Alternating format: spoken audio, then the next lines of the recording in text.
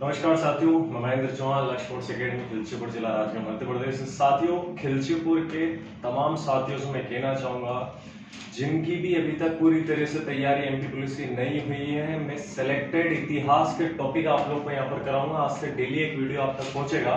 तो प्राचीन इतिहास का पार्ट में ले रहा हूँ। इतिहास 3 भागों में बांटा गया है। पहला है आपका प्राचीन इतिहास, दूसरा है मध्यकालीन इतिहास और तीसरा है आपका आधुनिक इतिहास। तीनों इतिहास को मैं लाइन से लेके आऊंगा और प्राचीन इतिहास में से मेन चीजें लेके आऊंगा और मध्यकालीन और आधुनिक भारत को पूरा का पूरा डिटेल के साथ आप लोगों तक पहुंचाऊंगा। तो साथियों, यहाँ से पहला जो है प्राचीन इतिहास का भाग, वो है जो धर्म के बारे में हम लोग पढ़ेंगे। तो उनमें से जो पहला धर्म आता है वो है आपका जैन धर्म। तो जैन धर्म के बारे में टोटल डिटेल आपके सामने बोर्ड पे दी गई है। इसी के साथ इसका दूसरा भाग में लेके आऊंगा, उसमें पूरा जैन धर्म हम लोग समाप्त करेंगे। तो यहाँ जो आपको ये दे रखा है जैन धर्म, ये है आपका पार्ट नंबर पहला। इसके बाद एक और पार्ट लेके आऊंगा, उसमें आपका टोटल जैन धर्म पूरी तरीके से खत्म हो जाएगा। चलिए देखते हैं। तो बात करते हैं इसमें पृष्ठभूमि की कि किस तरह से इसका जो इतिहास रहता है शुरू होता है, वो सारी जानकारी हम लोग इसके अंतर्गत देखेंगे। टोटल कितने तीर्थकर हुए, तीर्थकर यानी कि इसमें टोटल कितने गुरु हुए हैं, संस्थापक हुए हैं, वो सारी तमाम चीजें हम लोग देखेंगे। चलिए शुरू करते हैं। तो यहाँ दे रखा है जैन धर्म। तो जैन धर्म में कुल 24 तीर्थकर हुए। तीर्थकर से मतलब है संस्थापक हुए, ठीक है। तो जैन धर्म में टोटल कितने तीर्थकर हुए हैं? 24, जिनमें से सबसे पहले जो आते हैं यानी कि संस्थापक के तौर पर। तो संस्थापक आप लोग सबसे पहले क्या करो, उसका एक स्क्रीनशॉट ले लो, बढ़िया से स्क्रीनशॉट ले लो उसका, ठीक है। तो संस्थापक कौन आते हैं इसके सबसे पहले, वो है ऋषभदेव और इन्हीं को आदिनाथ भी कहा जाता है और इन्हें ही वृषभनाथ भी कहा जाता है, ऋषभदेव को। और इनका जो उल्लेख है वो ऋग्वेद में मिलता है। तो जैन धर्म के जो पहले संस्थापक है ऋषभदेव, इनका जो उल्लेख इनके बारे में जानकारी है वो ऋग्वेद में मिलती है, जैसे कि आप देख सकते हैं। और इसमें जो आते हैं 22वें तीर्थकर। तो 22वें तीर्थकर कौन हुए इसमें? हृष्टनेमि।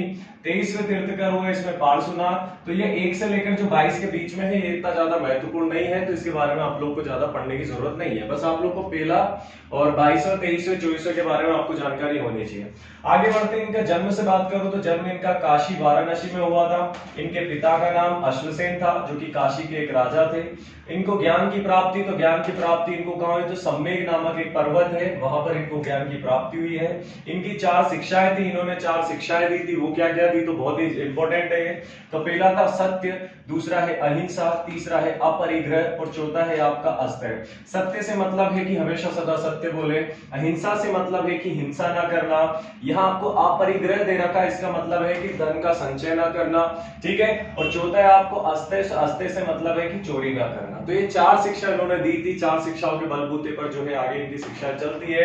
आगे आता है 5वां महाव्रत भी था, जिसे ब्रह्मचर्य का पालन करना है, ब्रह्मचर्य कहा गया है, जो कि महावीर स्वामी, जो कि इसके जो इसे तीर्थकर हुए थे, कौन? महावीर स्वामी। तो ये आपको यहाँ से याद रखना है, ठीक है। अब बात आती है किसकी? महावीर स्वामी की, जो आप लोग सभी जानते हैं। तो इन्हीं के बारे में हम लोग यहाँ पर जानकारी पढ़ेंगे। तो इनके जन्म से बात करूं तो इनका जन्म 540 बीसी। बीसी से मतलब है आपका बिफोर क्राइस्ट। जैसे ईसा मसीह का जन्म हुआ था तो उनके समय क्या थी? गिनतियां उल्टी चलती थी, है ना। जैसे 540 में जन्म हुआ है, मृत्यु 468 में हो रही है, एक उदाहरण के तौर पे, यानी उल्टी गिनती चलती थी। तो बिफोर क्राइस्ट, बीसी से मतलब बिफोर क्राइस्ट, या हम लोग कह सकते हैं ईसा पूर्व। ईसा पूर्व। अभी क्या चल रहा है? ईसवी। और हम लोग क्या, ये उस समय की बात है, ईसा पूर्व, है ना। तो क्राइस्ट के जन्म से पहले कहाँ हुआ था इनका? तो कुंडग्राम वैशाली में हुआ था। महावीर स्वामी और गौतम बुद्ध, इन दोनों को बड़ा कंफ्यूज करने वाली चीजें हैं। तो गौतम बुद्ध के बारे में भी हम लोग बौद्ध धर्म में पढ़ेंगे। तो फिलहाल आप लोग इतना याद रख सकते हैं, कुंडग्राम वैशाली में इनका जन्म हुआ था। मृत्यु से बात करें तो 468 में इनकी मृत्यु हुई है, पावापुरी, और 72 वर्ष की उम्र में, 72 वर्ष की अवस्था में इनकी मृत्यु हुई। इनके बचपन का नाम क्या था? वर्धमान इनके बचपन का नाम था। इनके पिता का नाम सिद्धार्थ था, माता का नाम त्रिशला देवी था, पत्नी इनकी यशोदा थी। देखिए, महावीर स्वामी की पत्नी का नाम यशोदा है और गौतम बुद्ध जो कि बौद्ध धर्म के संस्थापक है, उनकी पत्नी का नाम यशोधरा है, ठीक है ना। तो इनकी पुत्री कौन है? अनुजा प्रियदर्शनी। और गौतम बुद्ध के बारे में जब हम लोग पढ़ेंगे तो उनके पुत्र का नाम राहुल था।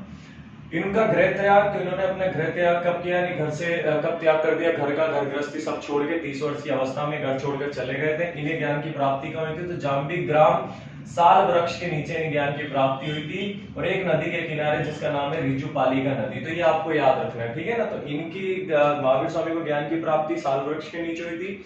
और गौतम बुद्ध के बारे में तो ये आप लोग अच्छे से जानते हैं, बाकी हम लोग आगे पढ़ेंगे। 12 वर्ष के पश्चात इन्हें केवल प्राप्त हो, केवल यानी कि इन्हें ज्ञान की प्राप्ति हुई 12 वर्ष की कठोर तपस्या के बाद। और जब इन्हें तपस्या के बाद ज्ञान प्राप्ति हुई तो इन्हें अलग अलग नामों से जाने लगा। तो जिन नाम दिया गया, जिन मतलब विजेता और अरहत मतलब योगी का नाम इन्हें दिया गया। तो ये भी आपको याद रखना है। आगे बढ़ते इन्होंने उपदेश क्या दिए, उपदेश यानी कि सभा होती थी तो उन्होंने क्या शिक्षाएं दी है, ये सारी चीजें। तो इनका प्रथम उपदेश जो था वो राजगृह में दिया था।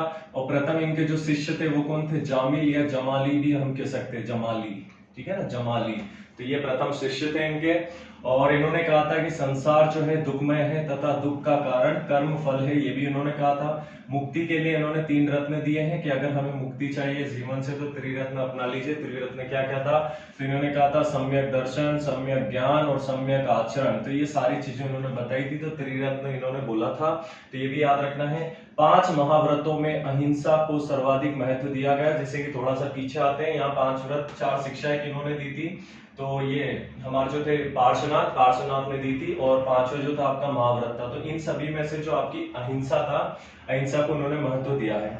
आत्मा पुनर्जन्म, अब देखिए महावीर स्वामी जी ने क्या दिया है कि आत्मा पुनर्जन्म कर्म, यानी कि वे किसमें विश्वास करते थे, तो आत्मा पुनर्जन्म में विश्वास करते थे, कर्म मोक्ष में वे विश्वास करते थे। तो ये भी आपको याद रखना है।